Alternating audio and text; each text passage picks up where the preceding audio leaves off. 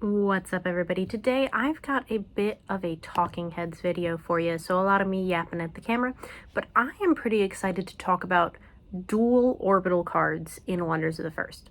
This is not something that has been confirmed, it's not something that we know for a fact is coming, but it's something that I'm wondering if is coming. A couple of weeks ago, I think by the time this came out it'll be a couple of weeks ago, I posted a video about the new mythic decks that are coming with Call of the Stones and how there are 3 of them and there are 6 orbitals. That is 2 orbitals per deck if they do a multi-orbital deck to be able to get every single orbital in the set, in those mythic decks. So, like I said, I'm kind of thinking it's going to be 2 orbital decks. And that raises the question, will there be multi-orbital cards? I don't know for 100%. It could be a little bit early for that, but I'm not certain. Either way, I think it's really exciting to talk about and to hypothesize about what that might be and, what those cards might look like. And there's a couple of things to keep in mind with that, in the sense of, like, what does core look like? What does, all these different aspects of the Wonders game that are unique to cards. What do those look like for a multi-orbital card? And so I would expect that we're going to see we're going to see cards go multi-orbital cards if we get them go one of 2 ways. I think they will be made easy to play, and that'll involve, like, you can have one orbital or the other, or they will be harder to play and you'll have to have both orbitals, one orbital and the other. And I don't know which route they're going to go, but I think it's going to be really interesting to see which route it goes and if we even get any 2 orbital cards. So let's talk about this orbital. Let's talk about multicolor cards and orbital link. So for those of you who aren't super familiar with Wonders of the First, or maybe you haven't played but you collect, orbital link is the ability that lands and a few other cards, but mostly lands, have in Wonders of the First that reduces your formless energy cost for a spell, for a wonder, for an item from the orbital that land is. So an orbital link reduces the formless energy cost of a card that belongs to the same thing. So a Patria land reduces a Patria card, a Sulfera land reduces a Sulfera card, so on and so forth. One of the things that I would expect to see sooner, before Wonders that had multi-orbital information on them, would be multi-orbital lands.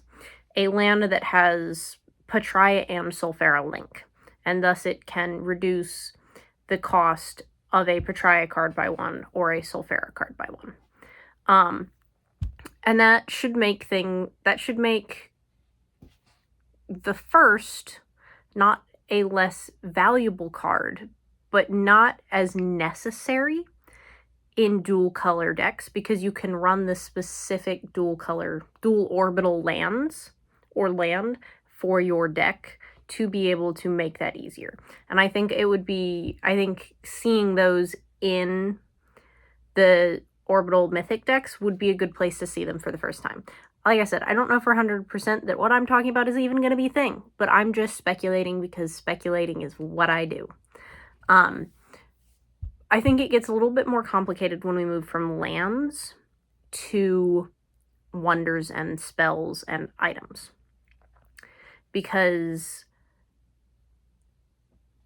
the Wonders rules say that a card cannot have its formless energy cost reduced by reduced from a land by more than 1. And so I wonder if a card could be reduced by more than 1 with more than 1 land of a different orbital. I don't know, like, I don't know what the exact wording there is, and I am trying to remember it, to look it up, but, like, having core requirements or the reduction of cost is more complicated when you have two lands that could reduce the cost. The question is it reduced by two, one for each, or is it going to be reduced by a singular one? I am guessing that it is going to be reduced by a singular one, because that aligns with how overall the game has been played, overall how things make sense in the game currently, and a lot of other information. I think core is the other aspect where this is going to be really interesting, and the aspect where it's going to be and or. Because there's, core required, for those of you who don't know, a core card in Wonders of the First does require you to have a link to the land of that orbital.